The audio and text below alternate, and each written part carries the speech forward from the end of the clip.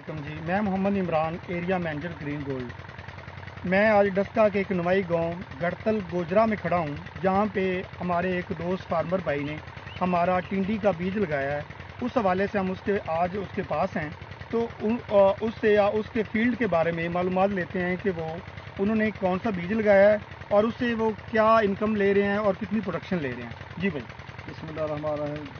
माशाल्लाह अल्हम्दुलिल्लाह, मैंने ग्रीन आई का बीज लगाया और ये तकरीबन मेरी 35 दिन की जो है ये फसल हो गई है।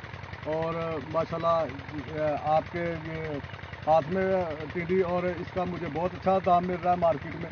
तो अल्हम्दुलिल्लाह जी, मैं इससे बहुत बेहतर सेटिस्फाई हूँ और मैं इससे बहुत खुश हूँ, मुतमिन।